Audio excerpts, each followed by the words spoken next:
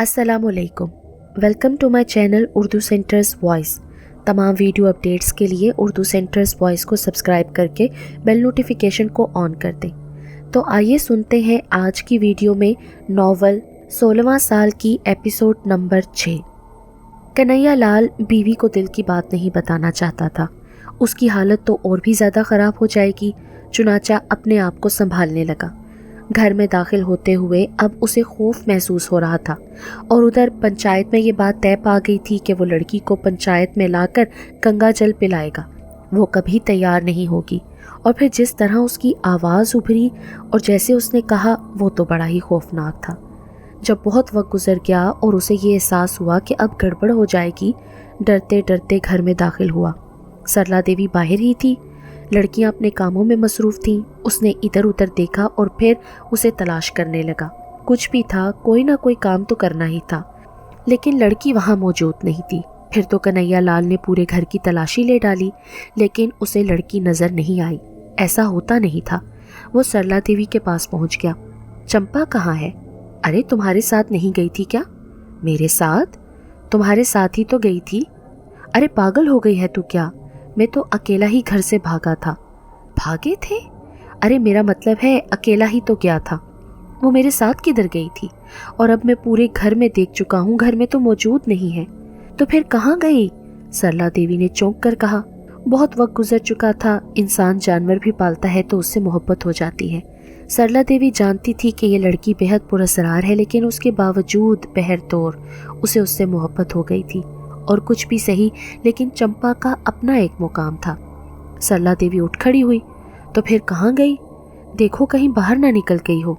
तुम बाहर जाकर देखो, मैं घर में देखती हूँ, कहीं किसी जगह छुपकर सो ना गई हो।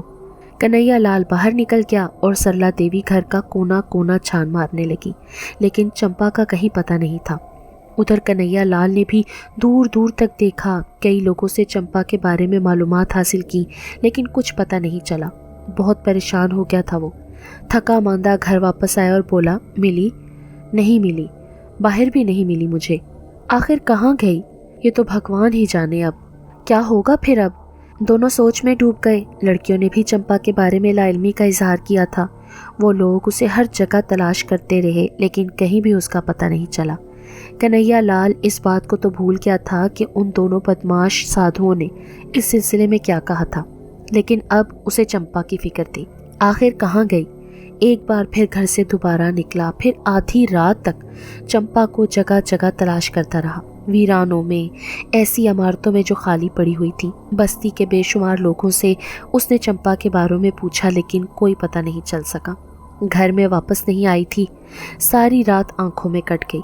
लड़कियां भी अफसुर्दा थीं और चंपा के बारे में बातें कर रही थीं। यहाँ तक कि दिन निकल आया। वो वक्त आ गया जब कन्हैया लाल को चंपा को लेकर पंचायत पर जाना था। 2 आदमी बुलाने के लिए आ गए। भाग जाओ तुम लोगों का सत्यानाश, वो चली गई कहीं।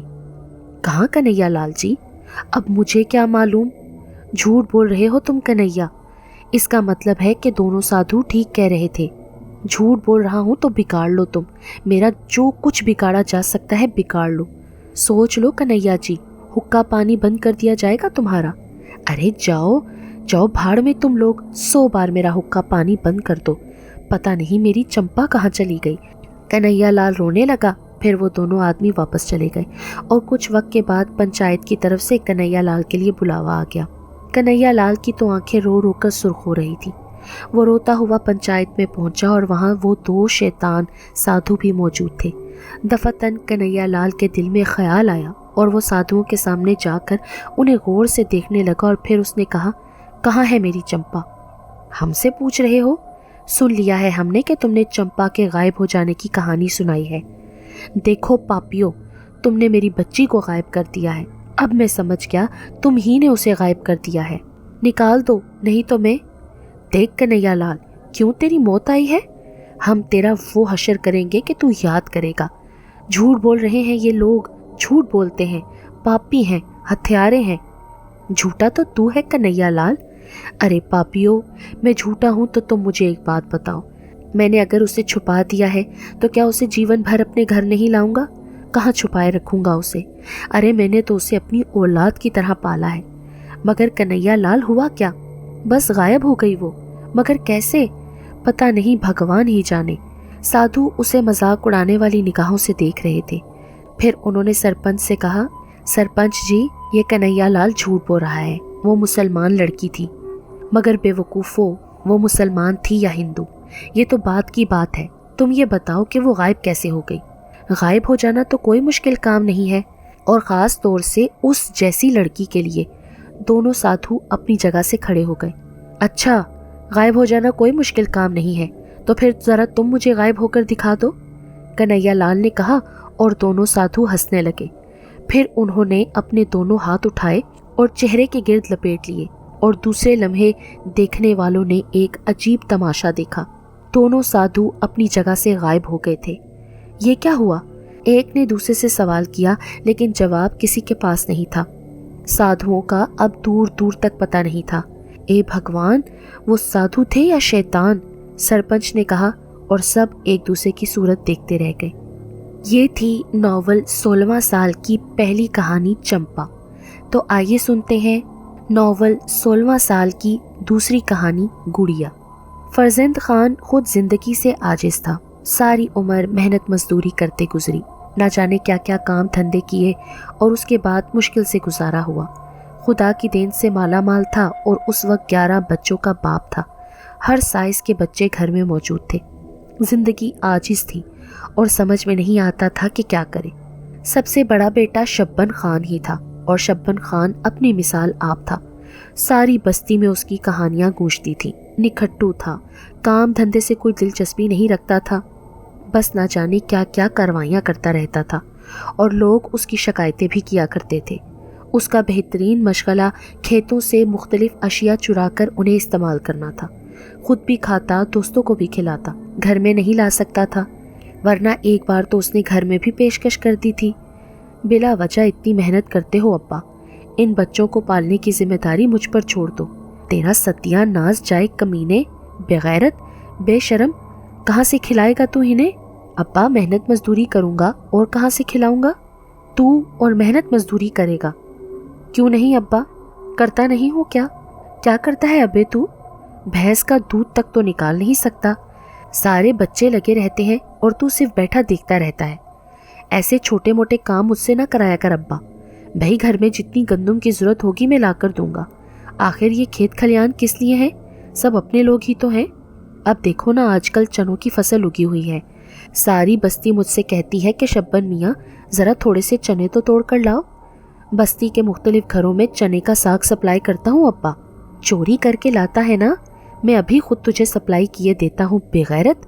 और उसके बाद बांस का वो मोटा टुकड़ा जो शब्बन मियाँ ही के बदन पर फटा था, फरजंद खान के हाथ में आ गया। लेकिन शब्बन मियाँ ने अब वो जगह मुंतखब कर ली थी जहाँ से वो दरवाजे के बगैर बाहर जा सकते थे। दीवार के उस कच्चे हिस्से को उसने अपने हाथों से तोड़ा था, और बेहतरीन मश्क हासिल कर ली थी कि बस थोड़े से उचके 2 हाथ उस पर रखे और दीवार के बाहर। कई बार फरजंद खान उस दीवार को कच्ची मिट्टी से बना चुका था, लेकिन ये दीवार ही तो शब्बन मियाँ का आखिरी सहारा थी। बहरहाल यही कारोबार जारी रहा। भाई बहनों को खिलाने की हसरत दिल में रही, लेकिन बस्ती वाले भी तो अजीब ही लोग थे। भाई, अगर किसी के खेत से 10-12 भट्टे तोड़ लिए तो भला वसी और इस खेत का क्या बिगड़ेगा? या उसके अलावा मुख्तलिफ वैरायटी बस्ती में मौजूद थी। आमों के ज़माने में आम, खरबूजों के ज़माने में खरबूजे। फिर वही वाली बात कि बस्ती का बांका छबीला था। छोटी मोटी चीज़ों के लिए तो किसी को मना नहीं करना चाहिए, लेकिन क्या करता, बस्ती वाले तंगदिल लोग थे। पहले खुद गालियाँ बकते, 2-4 बार मार भी चुके थे, लेकिन बस्ती के बड़े अगर मारते हैं तो इससे क्या फ़र्क पड़ता है? अपने बुजुर्ग हैं, भाई बंद हैं। अलबत्ता घर पर जो शिकायत पहुंचाई जाती थी वो शब्बन मियाँ को पसंद नहीं थी, क्योंकि फिर अम्मा भी मुखालिफ होती और अब्बा भी। घर में खाने पीने का तो खैर कोई मसला नहीं था, रोटी तो बहुत कम ही मिलती थी सज़ा के तौर पर, लेकिन शब्बन मियाँ हमेशा पेट भरकर घर पहुंचते थे। वैसे तो खैर फरजंद खान कुछ न कुछ काम धंधा करके कमाई ही कर लेता था। मोहल्ले के 2-4 घरों को भैंस का दूध भी दे देता था। भैंस के लिए चारा भी लेकर आया करता था। छोटे मोटे काम करके थोड़े बहुत पैसे भी हासिल कर लिया करता था, जिससे बच्चों के कपड़ों और दूसरी ज़रूरतों का काम चल जाया करता था। लेकिन वो शब्बन मियाँ से तंग था। یہاں تک کہ ایک دن بیوی کے مشورے سے اس نے آخری فیصلہ کر لیا، میں اس نکھٹو کو آگ کرنا چاہتا ہوں، اب اس کا گزارا میرے گھر میں نہیں ہو سکے گا۔ نکالو کمبخت مارے کو، سب کا جینا حرام کر رکھا ہے۔ دوسرے بچے بھی سہمے سہمے رہتے ہیں۔ ماں بھی شبن میاں سے عاجز تھی۔ پھر یہ فیصلہ شبن میاں کو سنا دیا گیا۔ خود بھی بہت دن سے گھر سے باہر نکلنے کے بارے میں سوچ رہا تھا اور عموماً یہ شعر پڑھا کرتا تھا، اس چمن میں اب اپنا گزارا نہیں۔ چنانچہ یہ فیصلہ اس کو سنا دیا گیا، بس اب تجھے اس گھر میں نہ دیکھا جائے، اور اگر ضرورت پڑی تو میں چودھری صاحب سے کہہ کر تجھے بستی سے بھی نکلوا دوں گا۔ ضرورت نہیں پڑے گی ابا اس کی، ظالم زمانہ اتنا ہی سنگ دل ہوتا ہے، طاقتور کا ساتھ تو سبھی دیتے ہیں، سمجھ لے تو میری دولت اور جائیداد سے بھی آگ ہے۔ فرزند خان نے کہا، دولت جائیداد؟ ابا تمہاری دولت نہ یہ تمہارے باقی 10 بچے ہیں، اور تمہاری جائیداد یہ چھوٹا سا جھونپڑا ہے، بھلا اس میں سے مجھے کیا حصہ ملے گا؟ غسل خانہ تک تو میرے حصے میں نہیں آئے گا۔ جہاں تک رہی یہ بھینس، تو ابا یہ تو تم سے پہلے ہی مر جائے گی، اس کی عمر جتنی ہو چکی ہے نا تمہیں خود بھی پتہ ہے، لیکن میں تم سے کچھ بھی نہیں مانگوں گا، بس اب گھر سے نکلنے کا جنون مجھ پر سوار ہو گیا ہے، اور وہ جو کہا جاتا ہے نا ابا کہ سفر وسیلہ ظفر، تو اب میں سفر کروں گا اور ظفر کا وسیلہ تلاش کروں گا۔ ٹھیک ہے، دفان ہو جائے یہاں سے، بس اب تو مجھے گھر میں نظر نہ آئے، اور تو بھی سن لے بھگوان، تیری مامتا نہ پھٹنے لگے۔ ارے بھاڑ میں جائے ایسی مامتا جو اس نکھٹو کے لیے پھٹے۔ میں تو کہتی ہوں گھر سے چلا جائے گا تو ہم لوگ بھی آرام سے جی لیں گے، دن رات کی تو میں ہے۔ ٹھیک ہے اماں ٹھیک ہے، اب تو ایسا کر کہ زیادہ راہ دے دے۔ کیا دے دوں؟ بس 4-6 روٹیاں پکا دے، ہم تو چلے پردیس۔ شبن میاں نے کہا، میں تجھے زیادہ راہ دیتا ہوں؟ فرزند خان غصے سے دھاڑتا ہوا بولا اور لپکا ڈنڈے کی طرف۔ ڈنڈا ہاتھ میں آیا تو شبن میاں نے پینترے بدلتے ہوئے کہا، ابا یہ تو سدے راہ ہے، سادے راہ تو کچھ اور ہی ہوتا ہے، دفع ہو جا یہاں سے۔ خیر اب اتنی جلدی بھی نہیں، تھوڑی بہت رقم تو دے دو ابا، تاکہ کہیں پہنچوں تو کام آ سکے۔ ارے تو جاتا ہے کہ نہیں؟ اس بار فرزند خان نے ڈنڈا پھینک کر مارا تھا، اور اس کے بعد شبن میاں گھر سے باہر نکل گئے، لیکن رات کو انہوں نے بڑے اطمینان کے ساتھ گھر کی دیوار کود کر اپنے ابا فرزند خان کا حقہ اٹھایا اور وہاں سے آگے بڑھ گیا۔ پھر تو بستی میں واقعی رکنا مناسب نہیں سمجھا تھا، البتہ حقہ اس نے بستی ہی کے کونے پر حلوائی کو دے دیا تھا، اور اس طرح باپ کے ورثے میں سے تھوڑی سی رقم حاصل کرنے کے بعد وہ سچ مچ وہاں سے چل ہی پڑا۔ اب اسے نئی زندگی کی تلاش تھی، تھوڑے بہت پیسے جیب میں تھے، سفر جاری رہا، اور اس کے بعد ایک طویل فاصلہ طے کر کے وہ ایک بستی کے قریب پہنچا۔ رات کا وقت تھا، دور سے روشنیاں نظر آ رہی تھیں، اور بستی کے راستے کے بارے میں صحیح معلومات حاصل نہیں تھی۔ سڑک ناہموار تھی، برگد کے ایک درخت کے نیچے ایک چبوترا بنا ہوا تھا اور غالباً پوجا پاٹ کے لیے استعمال ہوتا تھا۔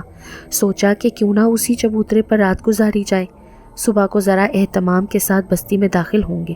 چنانچہ چبوترے پر چڑھ گئے اور ساتھ میں جو کچھ راستے میں لے آیا تھا اسے کھا پی کر ایک جگہ بستر لگا لیا۔ سر کے نیچے اینٹ رکھ کر لیٹ کر یہ سوچنے لگا کہ واقعی وہ جو کہا جاتا ہے نا کہ گھر سے نکلو تو قدرت کچھ اور انتظامات کرتی ہے۔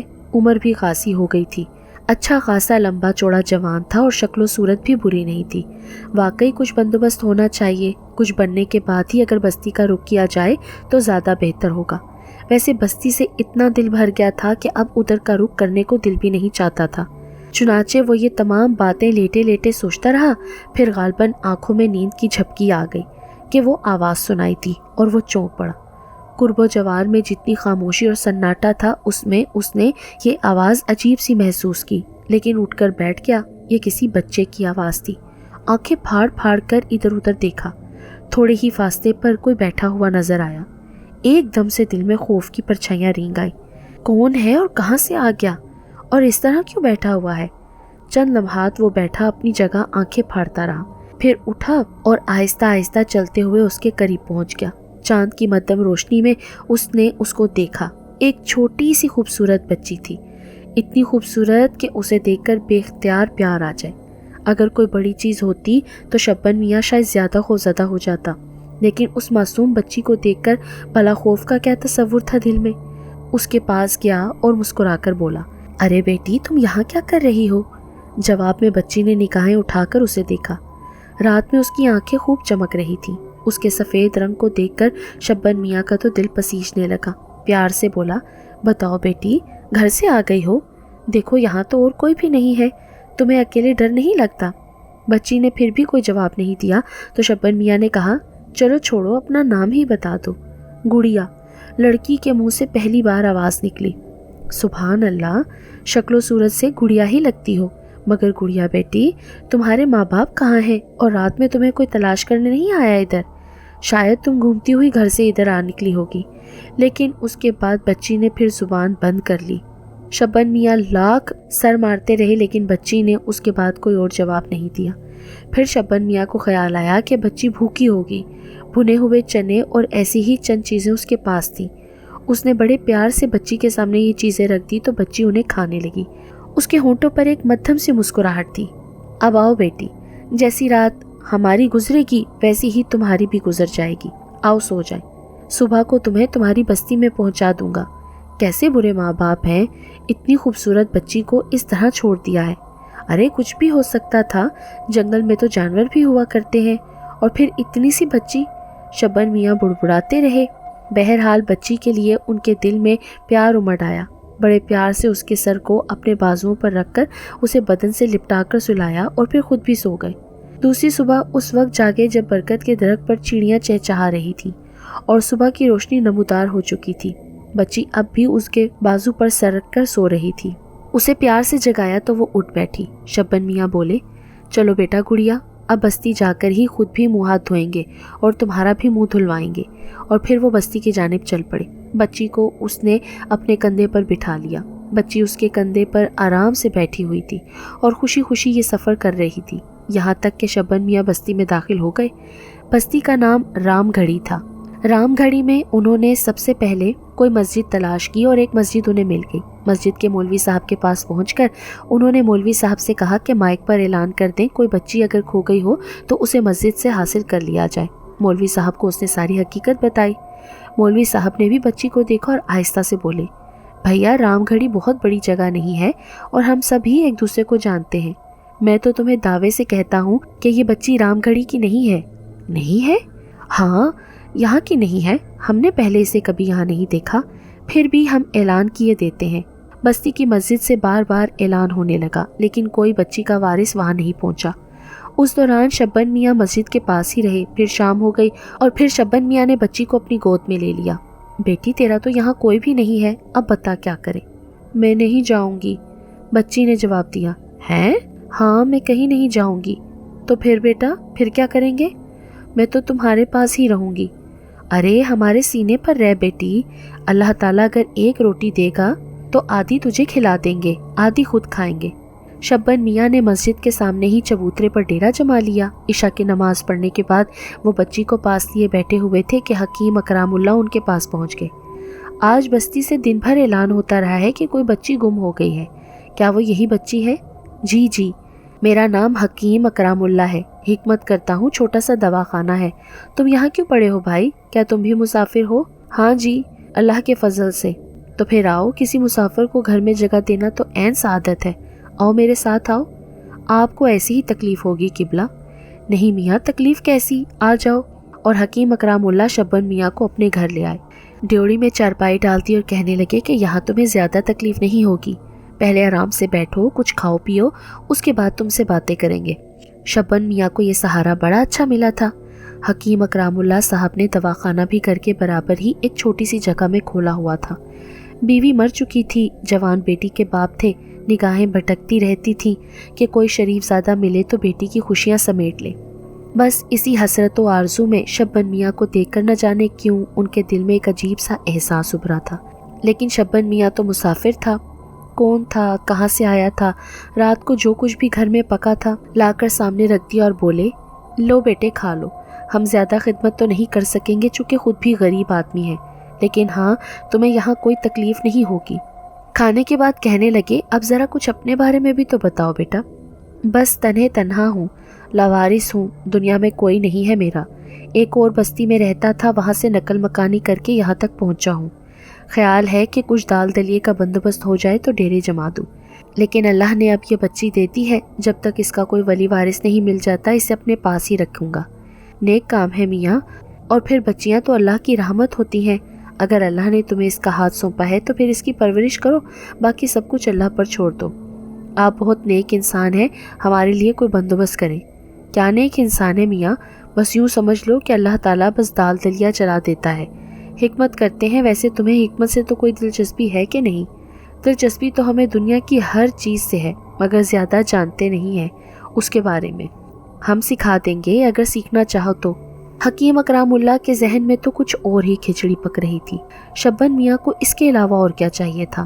دل و جان سے تیار ہو گئے اور بالآخر حکیم اکرام اللہ نے انہیں اپنی شاگردی میں لے لیا۔ حکمت تو خیر حکیم اکرام اللہ کو بھی نہیں آتی تھی، بس الٹی سیدھی دوائیں، جڑی بوٹیاں اور شربت بنا کر کام چلا لیا کرتے تھے۔ کوئی بات سمجھ میں آئی تو دوا دے دی، اور بس اس کے آگے کچھ نہیں تھا۔ اور جو کچھ وہ جانتے تھے وہی انہوں نے شبن میاں کو بھی سکھانا شروع کر دیا۔ دلاری بیگم حکیم اکرام اللہ کی دلاری تھی، اکلوتی بیٹی، نہ کچھ آگے نہ پیچھے۔ حکیم اکرام اللہ شربت بنایا کرتے تھے، آدھا شربت دلاری بیگم کے معدے میں منتقل ہو جاتا تھا۔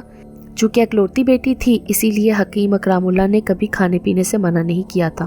مربے پڑا کرتے تھے، لیکن صورتحال وہی تھی، ہر دوا چاہے وہ کیسی ہی ہو دلاری بیگم پر اسے آزمایا جاتا تھا۔ چنانچہ دلاری بیگم کھا کھا کر کپا ہو گئی تھی۔ پان کھانے کی شوقین تھی، چونکہ حکیم صاحب بھی پان کھایا کرتے تھے۔ بہرحال کچھ دنوں کے بعد دلاری بیگم نے شبن میاں کے سامنے آنا جانا شروع کر دیا۔ ادھر بچی شبن میاں کی زندگی بنی ہوئی تھی۔ شبن میاں ایک ہی تھے، بارہا انہوں نے حکیم اکرام اللہ کو سخت پریشان کیا اور حکیم صاحب ان سے خاصے نالاں ہو گئے۔ شبن میاں کی حرکتیں بے مثال تھیں، فطرتاً ہی ایسا تھا۔ مثلاً ایک دن نہایت سنجیدگی سے حکیم اکرام اللہ نے کہا، شبن میاں ایک مشورہ کرنا چاہتے ہیں آپ سے۔ جی فرمائیے۔ اصل میں ہم اپنی صاحبزادی کے ہاتھ پیلے کرنا چاہتے ہیں، آپ اس سلسلے میں کوئی مشورہ دے سکیں گے؟ کون سا مشکل کام ہے، کل ہی لیجئے۔ کیا مطلب؟ کوئی مناسب مشورہ، شبن میاں نے کہا۔ حکیم اکرام اللہ مسکرانے لگے۔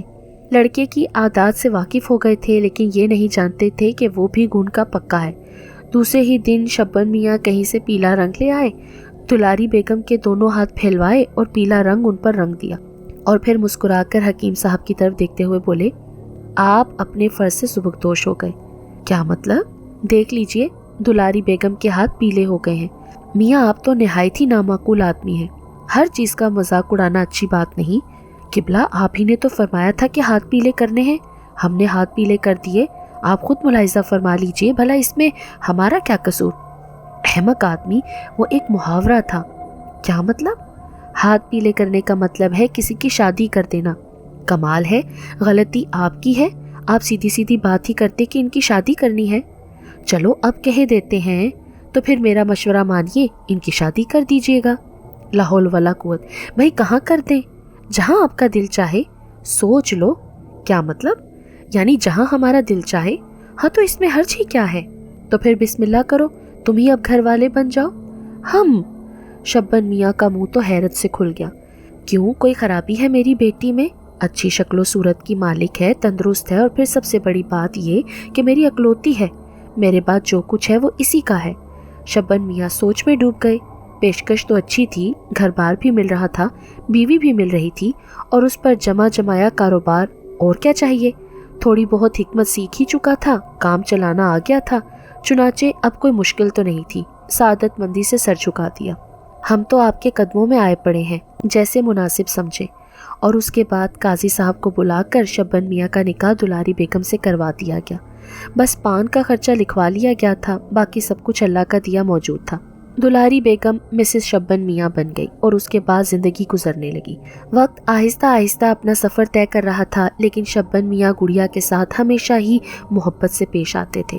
دلاری بیگم بھی بس ثانوی ہی حیثیت رکھتی تھی، یعنی ضرورت پڑنے پر اگر چھوٹا موٹا کام ہوا تو کر دیا گیا، اس میں وہ گریز نہیں کرتی تھی۔